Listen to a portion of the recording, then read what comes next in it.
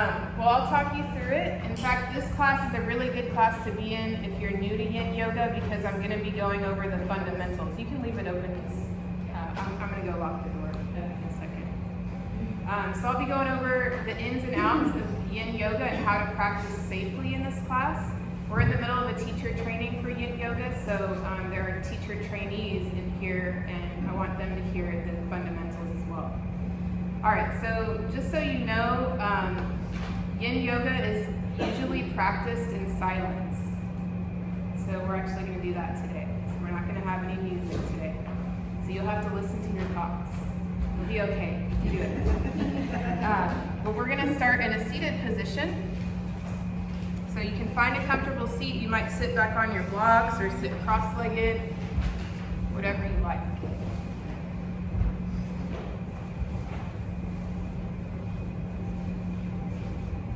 Sit up nice and tall.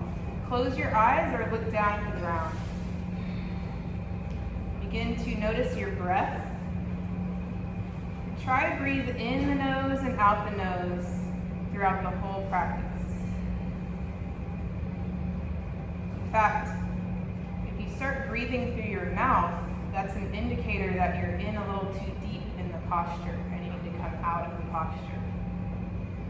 So focusing on breathing in the nose and out the nose with the mouth closed is a very helpful tool when you're practicing Yin.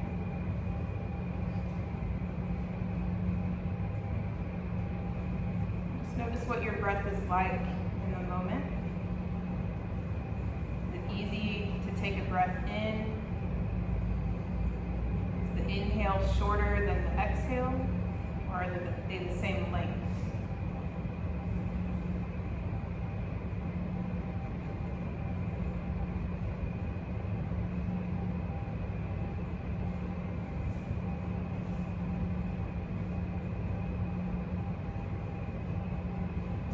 Deep breaths just to help us release. So keeping the mouth closed, breathe in, fill your belly up with air like you're filling up a balloon. And breathe out, hug the belly in toward the spine.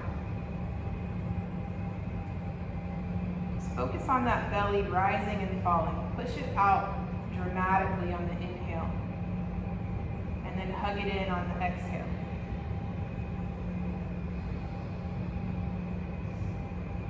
This seems pretty easy for you to do and you don't have to think about it, then good, your parasympathetic nervous system might already be active.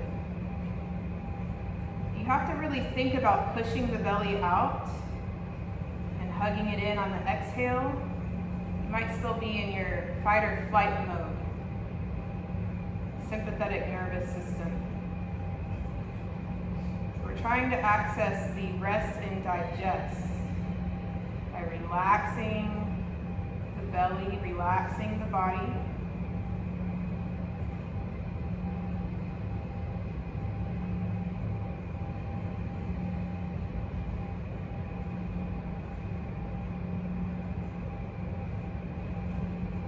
Each inhale, just notice what your body's doing, what's moving and what's staying still. Same with the exhale.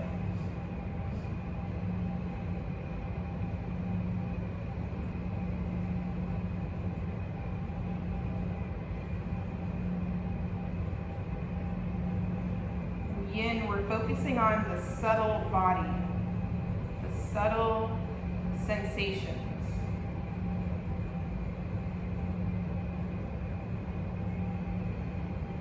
And we can do that by slowing down, quieting the mind and the body.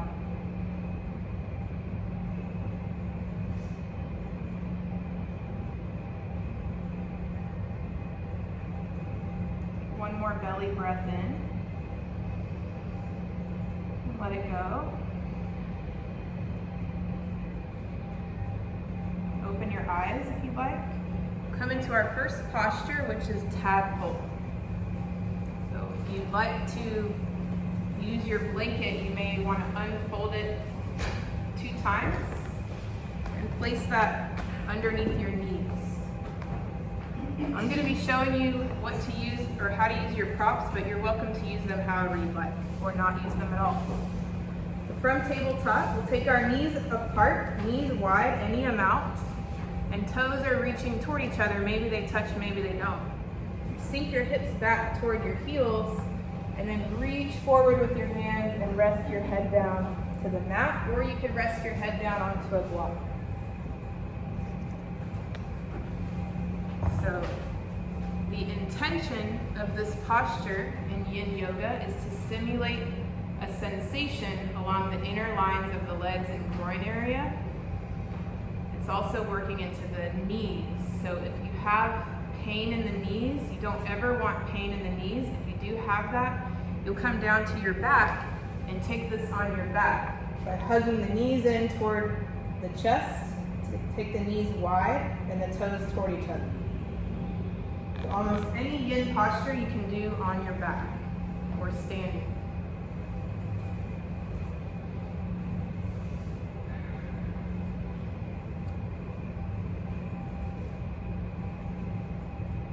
So now I'll go over the principles of yin. This is how to practice yin yoga safely. The first principle is the most important principle. And that is you're coming into your posture and you're searching for an appropriate edge or sensation. So in other styles of yoga, you might go as deep as you possibly can in this posture, but in yin yoga, you don't want to go as deep as you possibly can. You want to go until you feel a mild or moderate or a slightly bitter or achy sensation in the area we're targeting. Right here, we're targeting the inner thighs and groin area. So if you're feeling too much sensation, you may want to lift the hips a little bit, create a little bit more space, or draw the knees in closer toward each other. How do you know if you feel too much sensation? Your body may start to shake. You might feel an electrical zinging sensation. Something might go numb. You might start having a lot of anxiety bubbling up. You might start breathing out of your mouth. It might be harder to breathe. These are all signs that they're like warning signs for you to come out of the posture. So please don't ignore those signs.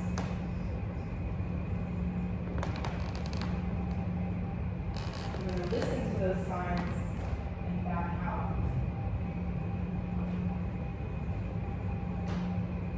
Once you find that sensation that it is mild, slightly bitter, but tolerable, not painful, and you relax the muscles around that sensation.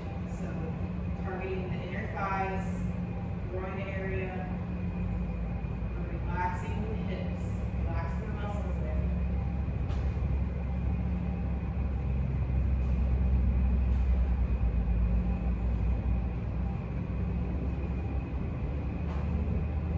It's easier to relax your muscles when the muscles are cold. So yin yoga is actually better to do in the morning.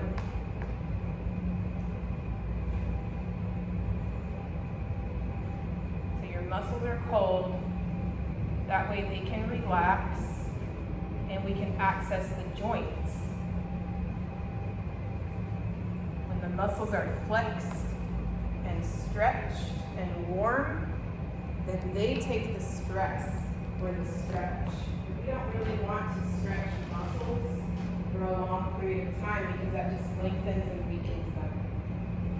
But we do want to stress joints and fascia for a long time because that strengthens them. So keep relaxing the muscles. That's the second principle.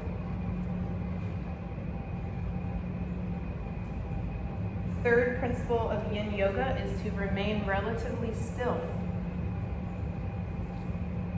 I say relatively because if any of those warning signs come up, then you need to move out of the posture. Or sometimes you're in the posture and you start to lose sensation, you don't feel anything anymore, then you may have to go deeper and move at that point. Sometimes you go too deep in the pose because maybe you're still trying to figure out your edge, and then you have to back out. Those are the only times that you're moving. Otherwise, you're just surrendering to stillness and just noticing the want to move and deciding, is this just me wanting to get out of this posture, or do I need to get out of the posture because I risk injury because of those warning signs? And the longer you practice yin, the easier it will be to recognize whichever one that is. If it's a warning sign or it's just you feeling restless.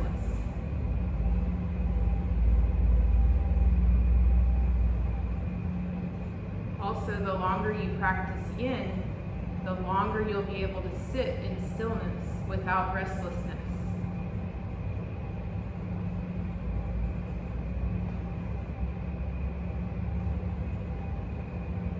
You guys are all doing a fantastic job staying still, especially newbies. Usually they're moving around by now, but we are going to move around right now because we're done with this pose. So we're slowly, the fourth principle is to move nice and slow in and out of the posture. So we're going to come up, draw the knees in underneath the hips, and then you can move the blanket under the hips, and we'll just lie down on our belly for a prone shavasana. Cross your hands at the top and rest your forehead on the back of your hands.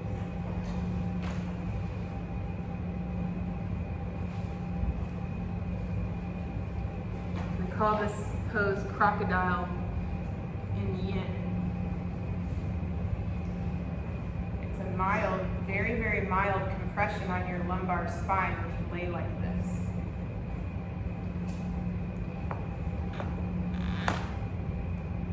It's good to do this posture every day if you can. It helps restore the lumbar curve in your back.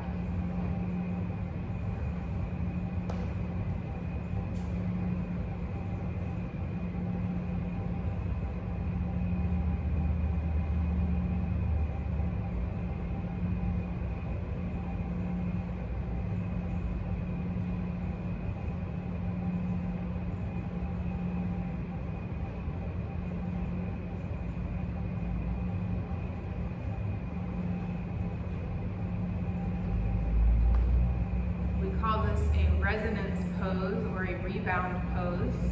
We rest or we add movement after the yin pose. And that is so that you can either notice the changing of sensations in your body or allow the tissues to creep back to their natural state a little bit faster. It also allows healing to begin. Stressing an area over a long period of time, then when we release and rest, the healing starts to happen in that area, kind of like a tourniquet effect. Or like if you're pinching a hose that's with running water in it, you're pinching it for a long time, pressure is building up, you release the hose, and the energy flows freer. Water flows free out of the hose. The energy is flowing freer to the joints and the areas in your body that we just targeted. All right, I promise I'm not going to talk the whole time. We're going to come up to Sphinx pose next. So with Sphinx, elbows will be somewhat underneath your shoulders, and the hands are out like the number 11. Feet can be together or apart. And we're really relaxing the back body. So it's not, we're not tensing up the glutes, we're relaxing the glutes, relaxing the legs. So we want a gentle, mild compression in the lumbar spine. And you can thread your chest through, so your arms can be a little bit active to help hold you up. Or if you get your elbows directly under your shoulders, then your bones are holding you up and not muscular effort.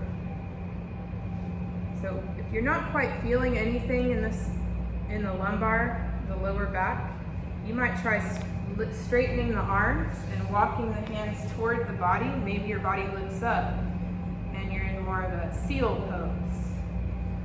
If this is too much sensation on your low back, you might take your hands out in front a little bit more and lower your belly down to the ground, or you might make fists and rest your head on your fists. Okay, so you're finding that appropriate sensation level for you. So it doesn't matter what you look like. It's all about what you feel. If you want to add a little movement here, you could drop one ear to one shoulder, stay there for maybe 5 breaths or so before you head over to the other side. Just kind of working into the neck a little bit.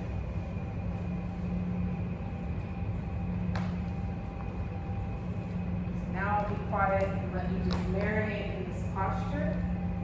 Notice what you notice. Relaxing around the lower back, glutes. It's a little bit harder to relax there when you're in seal, but just try your best.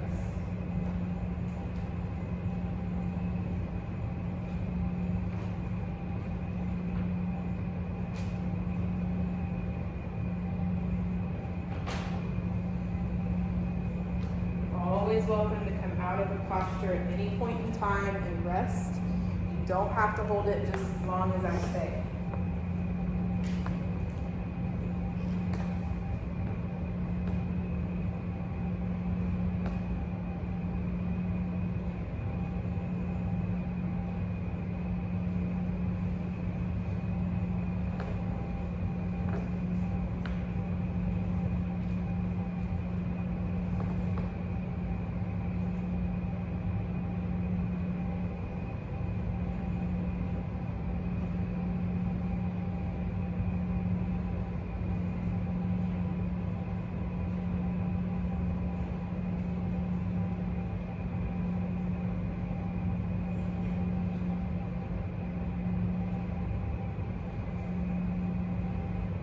About 10 more rounds of breath.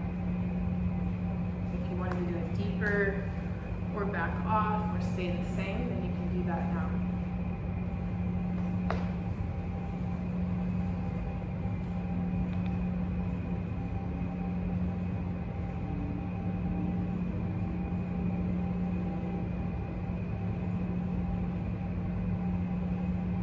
You also have the option to rest your forehead on a block.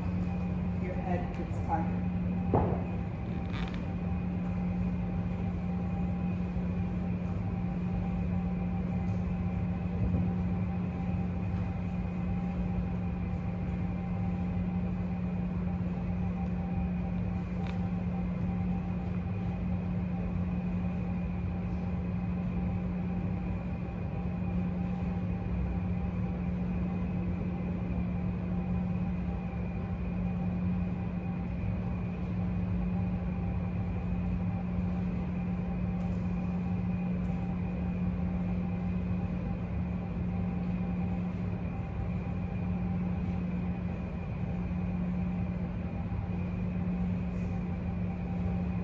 Slowly lower all the way down, back to that prone Shavasana, and just rest. And notice what you notice.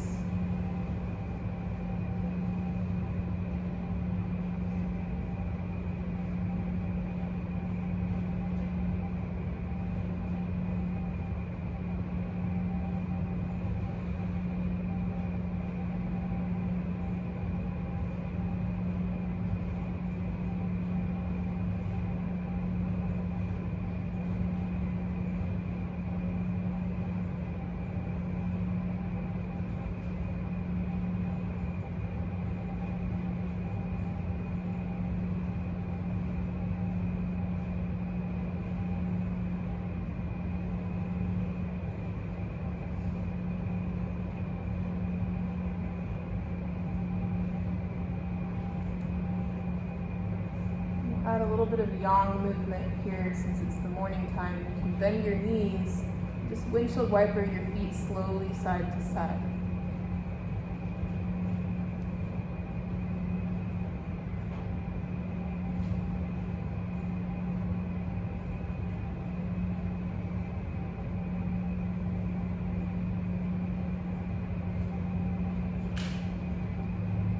And then we'll bring our feet down and come back up to hands and knees. We'll walk our hands back toward the knees, tuck the toes under, and lift the knees, coming into a yin squat. So there's different options here as well. You can sit on your blocks. You can stack your blocks, sit down on them. You can have the feet flat if you'd like, or you can have your heels lifted. If you lift the heels and then press the heels down towards the mat, then you're working into the Achilles tendons on the back of the ankles. And you can place your hands on the ground even. The intention of this posture is an inner thigh sensation or groin area and possibly hip joint sensation. If you have your heels lifted, you might feel ankle sensation. You can also work into the wrists by placing the back of one hand on the mat, fingertips pointing toward you. Maybe you do both at the same time, maybe you just do one at a time. This is adding gentle pressure into the wrists. There's multiple target areas happening in this. You could also take the squat half standing. It's just going to be a little bit more muscular effort. You can also take the squat on your back and just hug the knees in toward the chest, just like we did before. But take the feet wide. So take the variation that you can take to find the inner thigh groin area sensation. That's the main intention that I want you to target. So if you have your hands down, you can flip the palms face down, fingertips pointing toward you. So you can work with the other sides of your wrists.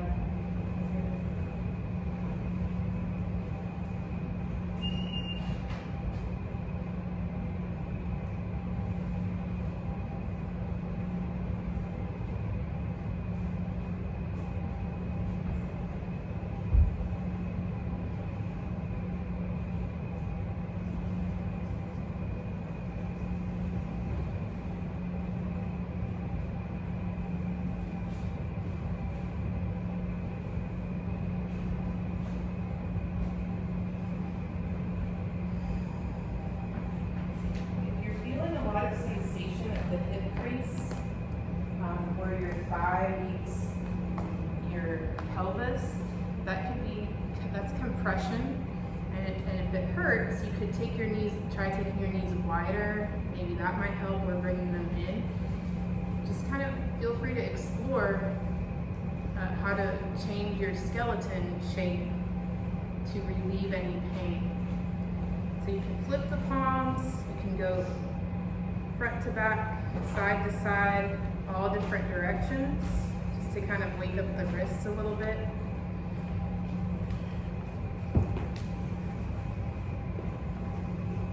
Here about 10 more rounds of breath.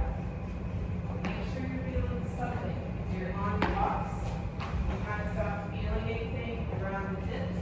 You might remove one of the blocks and see how that feels for the last 10 breaths.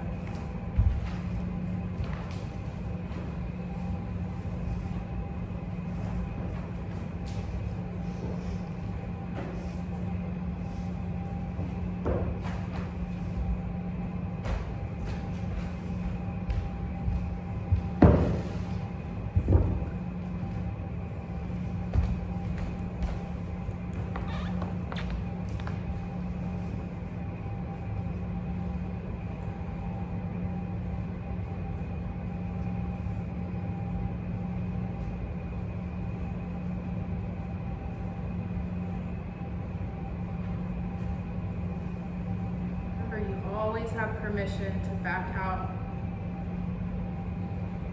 or to do less.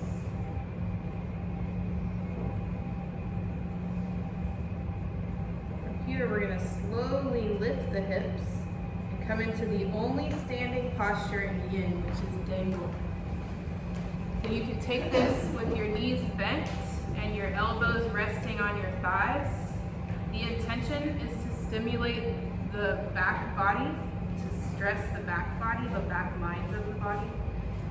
So you can be here with your knees bent and your elbows on your knees, or you might take your arms all the way to the ground. You might straighten your legs a little bit more, or all the way. Or you can grab opposite elbows, or maybe take your arms around your legs and grab your elbows.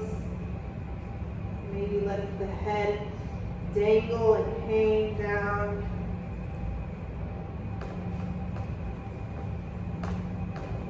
And one thing I forgot to mention is if you have glaucoma or a heart condition where you shouldn't put your head below your heart, then you want to come up and don't let your head go down below your heart.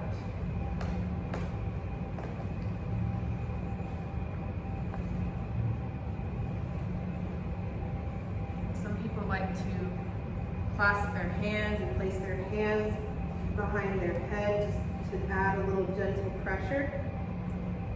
You don't have to do that. Just make it your own practice by exploring, finding out what feels good in your body.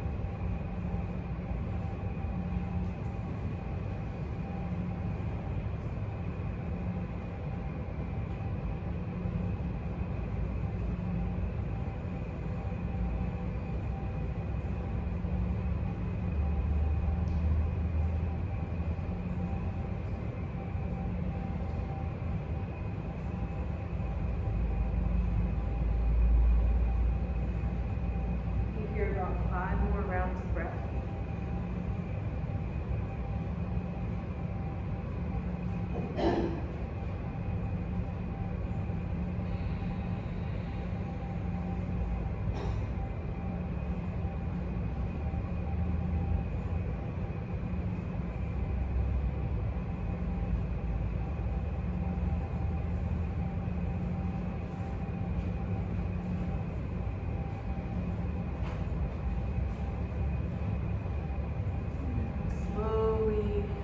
Back down to your belly in that resonance rebound pose. Cross your hands to the top and rest your forehead down.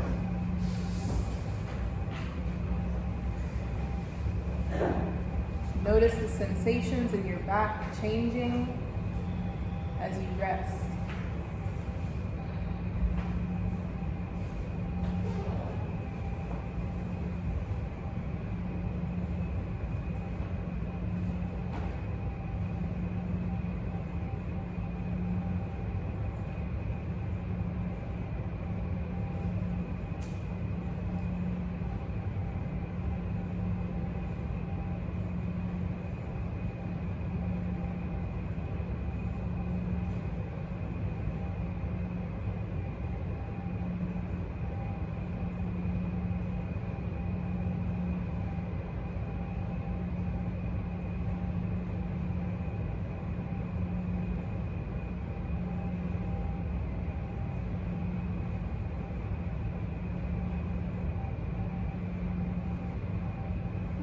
back up to tabletop.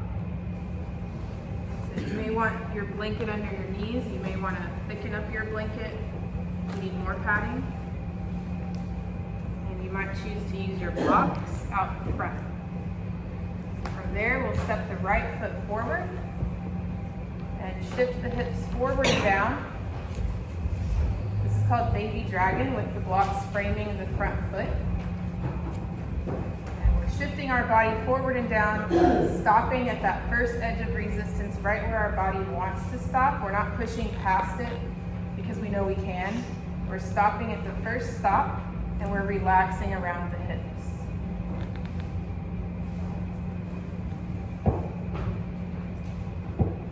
Notice where you feel the most sensation. You might feel it on the inner thigh on the right or the left, maybe the front of the left hip. If you're feeling a lot of compression in the front of the hip where the thigh meets the bones there, the ASIS bones in your pelvis, then you might try taking inside dragon, taking the blocks to the inside of that right foot. Walk the foot out to the right, and that might alleviate any compression point that you might be feeling. This is called inside dragon with the blocks to the inside. Of course, you can adjust your blocks to any level that you like. You might go down to your elbows.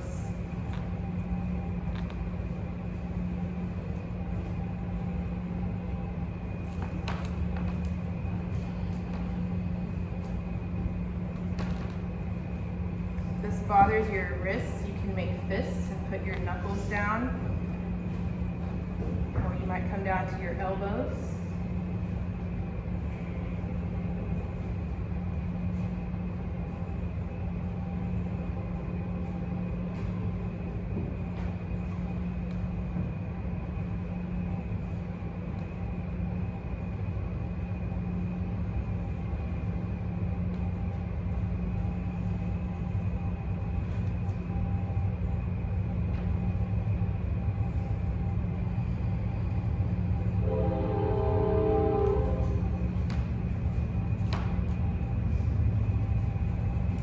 See if you can experiment with taking your hands on top of that right knee and coming up for high dragon.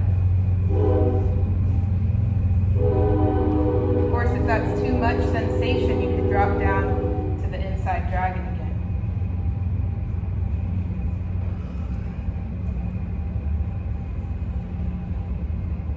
Just keep relaxing around the hips.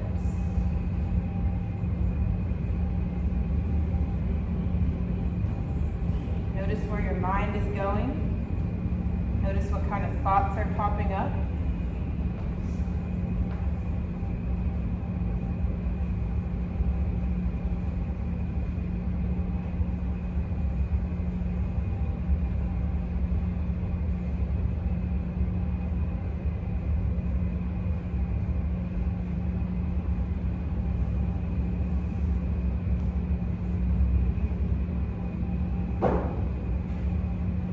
Are shaking, it's perfectly okay to come out for a minute, for a few breaths, and then come back in when you need to.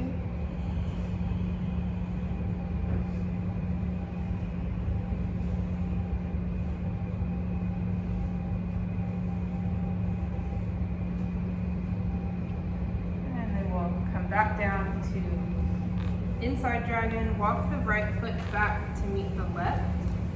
We're going to come into a down dog, or you could stay in tabletop if that's better for you, just to kind of let the tissues come back to their natural state, lifting the hips up and back. You might pedal the feet or wag the tail. If you're on your hands and knees, you might try swaying your hips side to side or hip circles. Just something to help you kind of counter the last posture.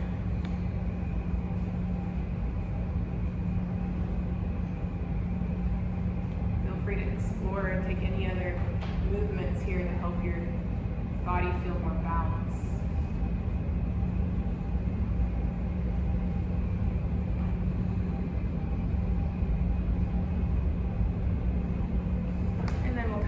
back down to tabletop and take this super fun posture on the other side. Left foot steps forward between the blocks for baby dragon. Shift the hips forward and down, stopping where they want to stop the first time, relaxing around the hips.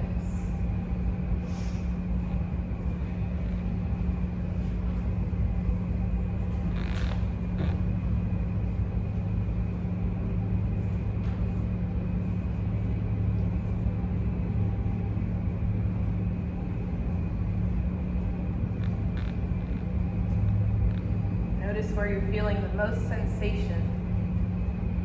If you're feeling that compression point on the front hip, you might try taking that inside dragon and walk the left foot out to the left a little bit more.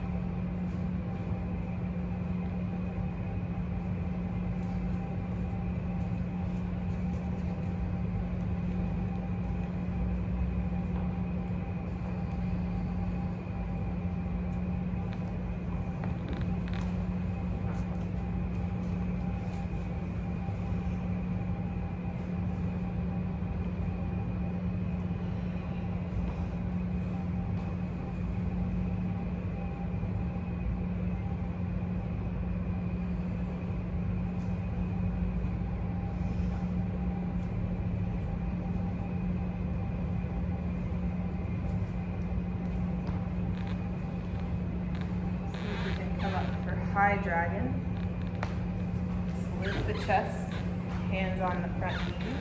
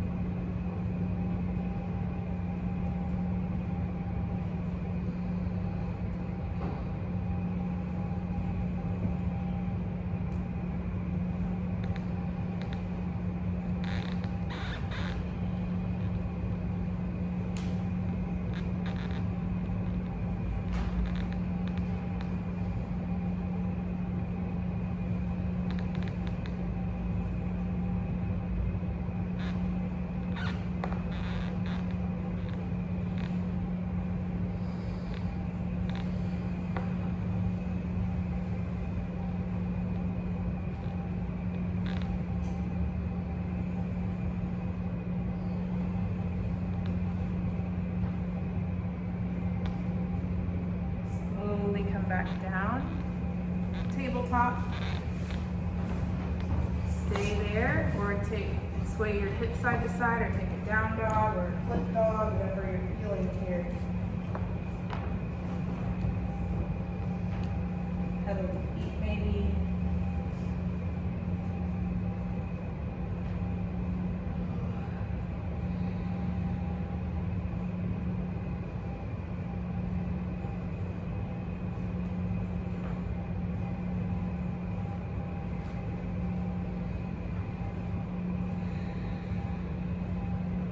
Back down to the mat or saddle. So I'll show you probably the easiest variation first, and that is taking your bolster behind you. I'll give you mine when I'm showing you. And then sitting back on your blocks stacked up. So if you wanted to try this one first and see how that feels in your body, you can sit on your blocks in Virasana. And just sitting here might be enough sensation for you in the quads and the hip flexors and the ankles. So you might just stay right here if that's enough. Or you might sink your hands back on 2 blocks or the bolster. Or you might drop down to your elbows. You might get rid of a block if that's too high and come down to your elbows. Knees can be together or apart, you decide. Or you might set up like a little ramp for you to set the bolster on. That's another option. And then you can lean back onto the bolster and rest down that way. Or some people might go flat all the way to the ground and they won't need any props. Because for some, this is actually a restorative posture. For others, it's torture. So, everybody's different.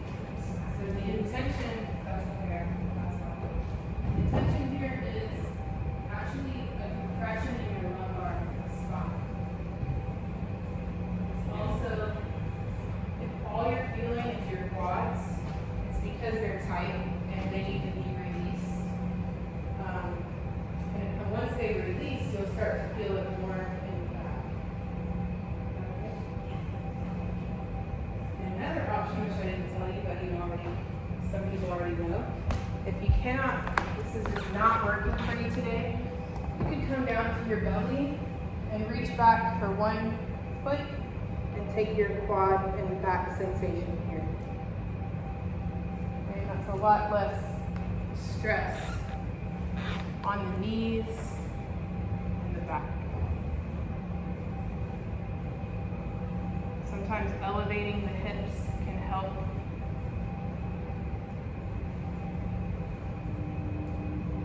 The goal is not to go all the way back flat to the ground. That's not the goal. The goal is, or the intention is, a mild compression in your lumbar, stressing the front of your hips and the knees. When you're flexing the knees this way, you're opening up the kneecap, creating space there and stressing the joints. So that when you come out, the energy flows freer to your knees will feel better over time, hopefully. So if you have one leg bent in, go ahead and switch to the other side.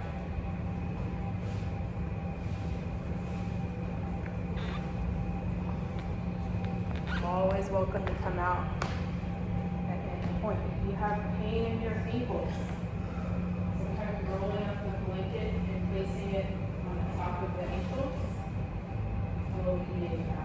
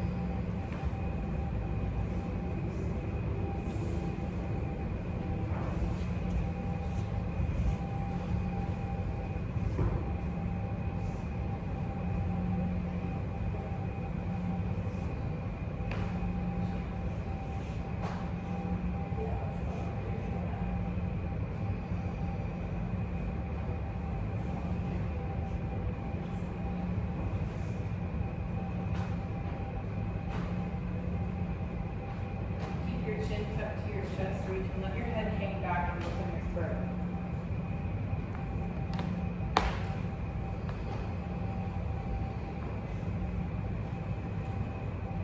Here about 10 more rounds of breath, so feel free to go deeper, come out, or stay the same.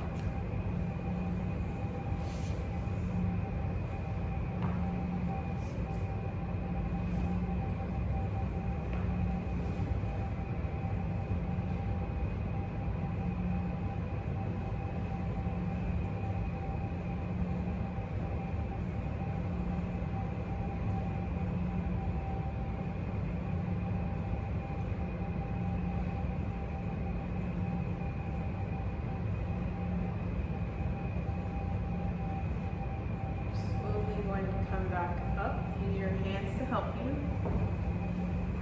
And then you'll lean to one side, take your props to the side, take your feet out in front.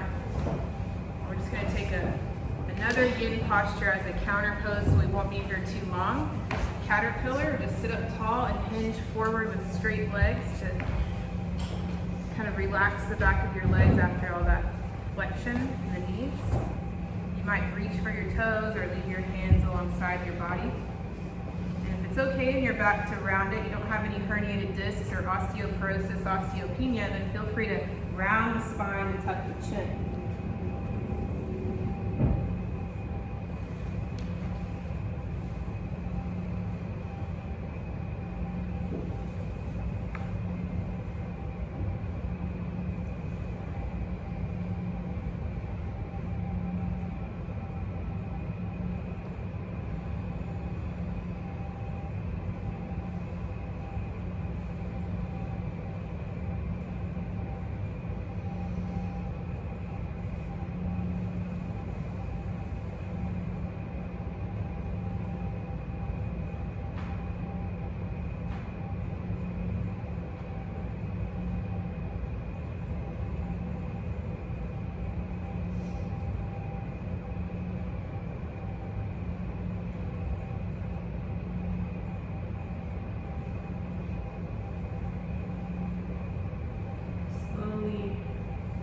Up and lie all the way back for your final resting pose, Shavasana. You can lie on your back, your belly, or your side. You might take your bolster under your knees if you like that. Just find a comfortable position.